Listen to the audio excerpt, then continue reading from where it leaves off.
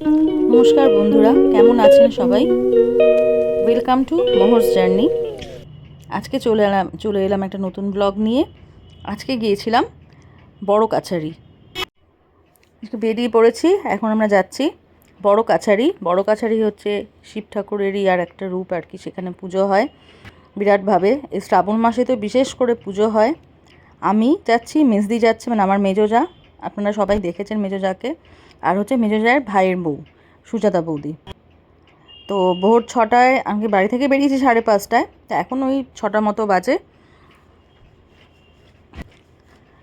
এটা হচ্ছে বড় কাছারি, হচ্ছে বিবির হাট, মানে বাঁকড়া হাটের আগে আর কি। তো এখন যাচ্ছি সেই রাস্তা দিয়েই, বিবির হাটের দিকেই যাচ্ছি। এই হচ্ছে দুপাশে জায়গা। ভেবেছিলাম বৃষ্টি হবে, হয়নি, এটাই বাঁচোয়া। পৌঁছে গেছি বড় কাছারি।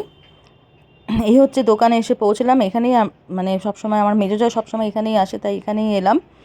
এখানে এখন জুতো রেখে, জিনিসপত্র রেখে তারপরে পুজো দিতে যাব। যদিও সবই নিয়ে এসেছিলাম, কিন্তু এখান থেকে ওই জল নিতে হবে দুধপুকুর থেকে, তো ঘটিও নিয়ে এসেছিলাম, সেটা নিয়ে এবারে যাব। আর এই যে দোকান দেখছেন, এই দোকানে প্যাড়া পাওয়া যায়, পুজোর সমস্ত সামগ্রী যা কিছু নেবেন সব কিছু পাওয়া যায় এই দোকানেই। এখন ঘটি নিয়ে যাচ্ছি দুধপুকুরের দিকে। আগে দুধপুকুর থেকে জল নেব, নিয়ে তারপরে সমস্ত সামগ্রী নিয়ে বাবার মাথায় জল ঢালতে যাব। তো এখন বেশ ফাঁকা ফাঁকা রয়েছে, যেহেতু ভোর ভোর এসেছি তাই বেশ ফাঁকা রয়েছে, এরম ফাঁকা সচরাচর থাকে না। আর আজকে হচ্ছে শনিবার, শনিবারে আমরা এসেছি। সোমবার হলে পরে তো প্রচণ্ড ভিড় হয় শ্রাবণ মাসে। যাই হোক, ভীষণ পিছল, নিচটা খুব সাবধানে যেতে হচ্ছে। আর আপনারাও এলে পরে চেষ্টা করবেন যে যত তাড়াতাড়ি আসা যায়, যত ভোরবেলা আসা যায় তত সুবিধে, তাহলে একটু ফাঁকা পাওয়া যায়। এই হচ্ছে দুধপুকুর। বলে এই দুধপুকুর থেকে জল নিলেই, এই জল ঢাললেই হয়ে যায়, আর কিছু বাবার মাথায় দিতে লাগে না। তো এই দুধপুকুর থেকে জল নেব আমি। যদিও ফল ফুল, মালা, ধূপ, মোমবাতি সব কিছু যা যা পুজো দিতে লাগে সবই নিয়ে এসেছি। এখান থেকে শুধু প্যাড়াটা কিনে নিয়ে তারপরে একবারে পুজো দিতে যাব। কি ভালো লাগছে দেখতে, চারপাশটা মেঘলা হয়ে রয়েছে, বৃষ্টি হয়নি, খুব বেঁচে গেছি। ভেবেছিলাম যে খুব বৃষ্টি হতে পারে। সিঁড়ি খুব পিছল হয়ে রয়েছে, তো এখানে এখন জল নেব, খুব সাবধানে নামতে হচ্ছে। আমার ছেলে যখন ছোট ছিল তখন ওর চুল কাটাতে এখানে এসেছিলাম আমি, আমার শাশুড়ি, মেজোজা, শরদিন্দু সব এসেছিলাম, সেই মনে পড়ে যাচ্ছে। এইখানে ওকে স্নান করানো হয়েছিল দুধপুকুরে। খুব পবিত্র, এতটাই পবিত্র যে এই জল বাবার মাথায় ঢাললেই যথেষ্ট। এই জল নিয়ে এবারে একে একে আমরা জল নেব, নিয়ে তারপরে সব সামগ্রী নিয়ে যাব। সব ছোট ছোট বাচ্চারা আসছে পুজো দিতে, কারণ এখানে অনেকেই মানত করেন করে, এবং মনস্কামনা পূর্ণ হয়, সত্যিই পূর্ণ হয়। এতটাই জাগ্রত বড় কাছারি, তাই সকলেই বাচ্চাদেরকে নিয়ে আসে। যাকে সুজাতা বৌদি এখন জল নেবে, মেজদির জল নেওয়া হয়ে গেছে। খুব মানে ভয় লাগে নামতে, ওই জন্য ধরে রয়েছে, এতটাই সিঁড়িটা পিছল। এই ছোট বাচ্চাটাকে স্নান করাচ্ছে।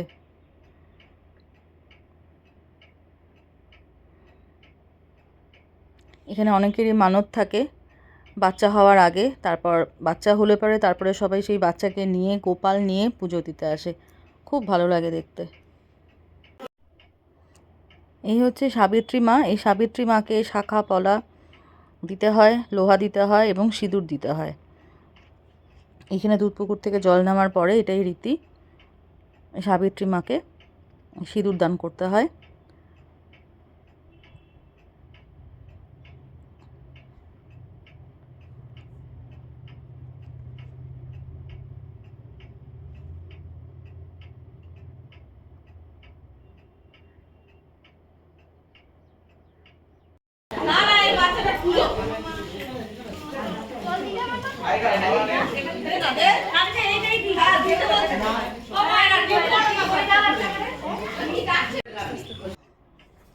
এবারে আমিও একটু সিঁদুর দান করি, সিঁদুর দিয়ে দিই, শাঁখাপলা দিয়ে দিই।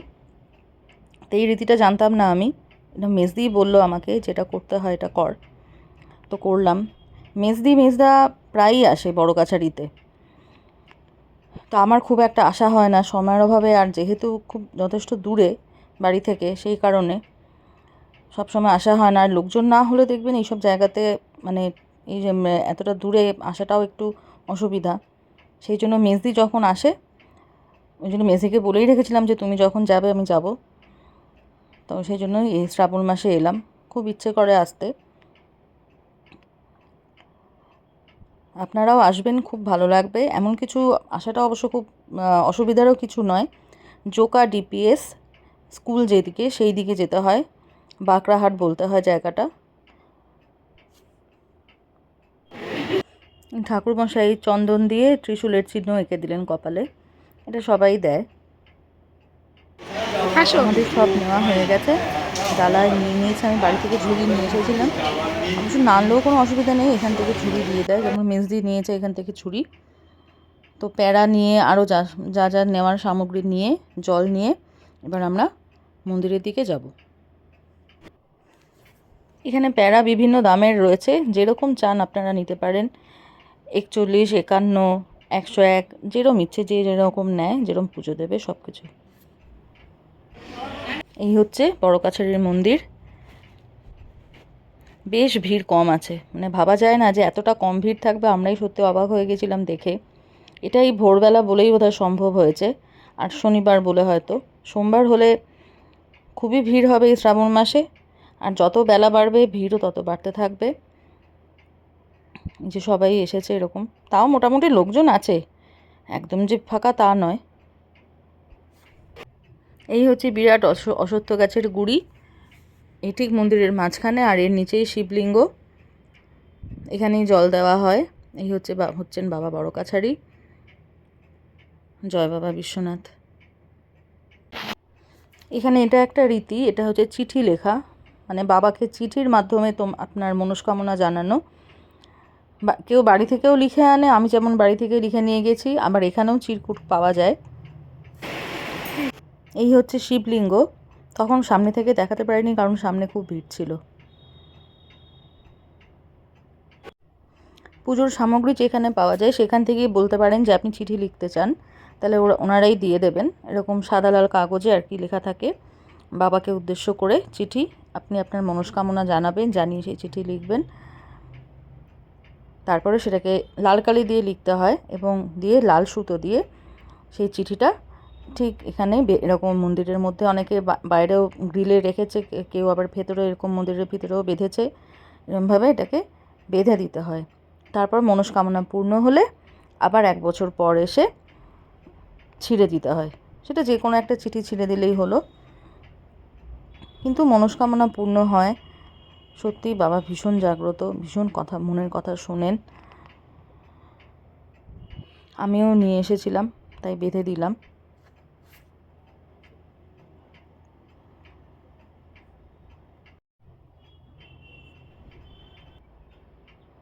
এই যে গোপাল দেখছেন, গোপাল দিয়ে পুজো দিয়েছে, কারোর সন্তানের আশা পূর্ণ হলে এরম গোপাল দিয়ে পুজো দেয়। দুজন বলে গাল দিতে পারছে না, নয়তো আমি যদি ফটো তুলতাম না।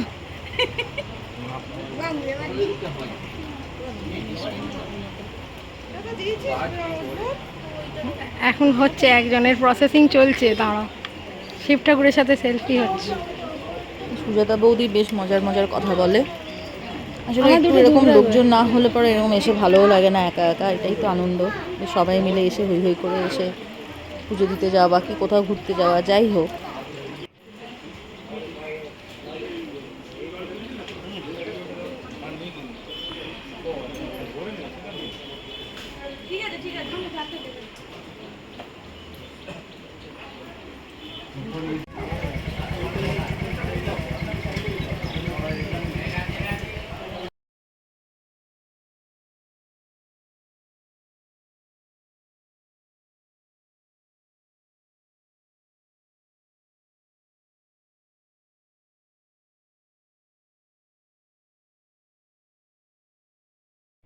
মন্দিরের ভেতরেই যেখানে আসল মন্দির তার উল্টো দিকেই এই ভোলে বাবার জায়গা। এইখানে ধূপ মোমবাতি জ্বালাতে হয়, নন্দী রয়েছে সেখানে পুজো দিতে হয়, শিবলিঙ্গ রয়েছে, আর এই হচ্ছে শিব মূর্তি। তো এখানেই ধূপ মোমবাতি সবাই জ্বালায়। আর ওই দেখুন সব বাইরে এরকম চিঠি বাঁধা রয়েছে। আর এই হচ্ছে পুরো চত্বরটা আর কি, মন্দিরের ভিতরের দিকটা।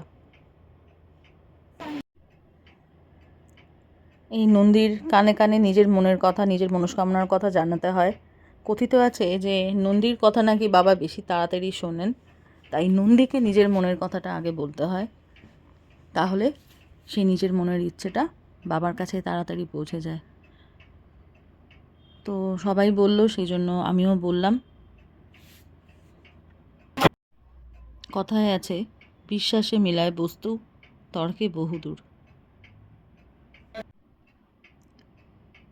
এই হচ্ছে সেই দোকান অম্বিকা।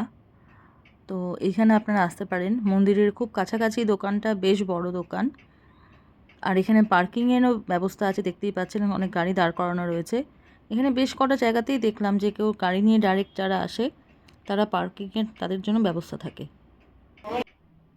এখন খিদে পেয়ে গেছে প্রচণ্ড। ঠিক আমরা যেখানে এই অম্বিকা চরণ যে দোকানে ছিলাম তার ঠিক উল্টো দিকেই হচ্ছে এই হিন্দু হোটেল, জনপ্রিয় হিন্দু হোটেল। তো এখানেই আমরা ঢুকলাম এখন। এখানে দেখাই যাচ্ছে, দেখতেই পাচ্ছেন কচুরি ভাজা হচ্ছে, এছাড়া পেটাই পরোটা পাওয়া যায়, মিষ্টি পাওয়া যায়, কোল্ড ড্রিঙ্ক, জল, সব কিছুর ব্যবস্থাই রয়েছে। কারণ অনেক দূর দূর থেকে মানুষজন আসে, তাদের পুজো দেওয়ার পরে খিদে পেয়ে যায়, সবাই উপোস করে আসে। তো সেই জন্য এখানে বেশ কিছু দোকান রয়েছে খাওয়ার জন্যে, বেশ বড় জায়গা নিয়ে। তা আমরাও যথারীতি খিদে পেয়ে গেছে আমাদের, উপোস করেই ছিলাম সকাল থেকে যেহেতু। তো এবারে পুজো দেওয়ার পরে আমরা খেতে এলাম। তো এই যে ঠিক দুধ পুকুরের পাশেই আর কি, ওই পেছনে দুধ পুকুর দেখা যাচ্ছে। আর এই দেখুন বাচ্চাদের জন্য খেলনারও দোকান আছে, কারণ ছোটো ছোটো বাচ্চারা আসে। তো এই হচ্ছে সব টেবিল চেয়ার পাতা রয়েছে। একটা কোন কর্নার দেখে আমরা বসলাম, ইচ্ছে আছে কচুরি নেওয়ার। কচুরি এসে গেছে, 4টে করে কচুরি নিয়েছি এবং তার সাথে ঘুগনি, এর সাথে আলুর দমও নেওয়া যায়, যে যেরকম নেবে আর কি। এই গরম গরম কচুরি দেখে খিদেটা যেন আরও বেশি চাগার দিল। এতক্ষণ খিদের কথা মনে ছিল না অতটা, ঠিক কচুরি দোকানের সামনে এসে দেখে যেন খিদেটা আরও চাগার দিয়ে উঠলো। আর কচুরি পাওয়ার পর তো কথাই নেই কোনো। আর তার সাথে এরকম ঘুগনি, আমার ভীষণই ভালো লাগে ঘুগনি খেতে। তো সকালবেলা খালি পেটে এসে পুজো দেওয়ার পরে কচুরি আর ঘুগনি খাওয়া হয়ে গেছে, বেরোলাম আমরা এবারে। রনর জন্য একটু কচুরি নিয়েও নিলাম, কারণ শরদিন্দু খাবে না কচুরি। তো মেজদি নিল, আর মেজদির ছেলে আর কি, পিকলু আমার ভাসুরের ছেলে, ওরাও খাবে, ওদের জন্যও নেওয়া হলো। আর এই হচ্ছে চারপাশটা, এই যে এখানে হলো পার্কিংয়ের জায়গা। এই হচ্ছে সেই দোকান অম্বিকা চরণ, যেখান থেকে সব সামগ্রী পাওয়া যাবে। আর এই সোজা রাস্তা ধরেই একদম চলে যেতে হবে। এই চারপাশে দেখুন খাওয়ার দোকান, বিভিন্ন পুজোর জিনিসপত্রের দোকান, পুজোর সামগ্রী, তারপরে কাপ ডিশের দোকান দেখা যাচ্ছে। এখানে কাপ ডিশও রয়েছে, বাসনকোসনও রয়েছে, খেলনার দোকান, কচুরি জিলিপি এইসবের দোকান প্রচুর। সব দেখছি গজা ভেজে রেখেছে। আর এই হচ্ছে এখানে কি সুন্দর সুন্দর সব মূর্তি, ঠাকুরের জিনিসপত্র, মালা, সব কিছু। আর এই হচ্ছে সব গজা ভেজে রেখেছে, দেখতে পাচ্ছি। এইরকম সমস্ত দোকান আছে। খাওয়ার কোনো চিন্তা নেই খাওয়া নিয়ে। এদিকেও একটা খাবারের দোকান, বেশ রেস্টুরেন্ট মতো। খাওয়া দাওয়া নিয়ে বেরিয়ে কোনো চিন্তা করতে হবে না, এখান থেকে পুজোর পরে খেয়ে দিয়ে সুন্দর বেরোতে পারবে। আর ওইখানেও দেখা যাচ্ছে গাড়ি দাঁড় করানো, ওইদিকেও বেশ পার্কিংয়ের জায়গা রয়েছে, অনেকটা জায়গা নিয়ে। আর দেখুন শিবলিঙ্গগুলো কি সুন্দর, মূর্তিগুলো ছোট ছোট, এই যে গোপালের মূর্তি, শিবের মূর্তি, এইরকম কালো পাথরের যে পুজোর বাসন কোসন সবই এখানে পাওয়া যায়। অনেকেই এখান থেকে নিয়ে যায়।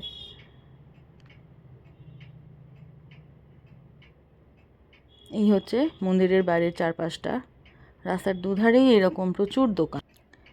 মেসির এক জন্মাষ্টমীর দিন অনুষ্ঠান বাড়িতে যাওয়ার আছে, তো সেইখানে শ্রীকৃষ্ণকে দেওয়ার জন্য জামা খুঁজছে। তো এখানে দেখা যাচ্ছে যে খুব সুন্দর সুন্দর জামা রয়েছে, গয়না রয়েছে, সিংহাসন রয়েছে। তো মেসি এখান থেকে পছন্দ করে জামা নিল। এই যে এই জামাটা,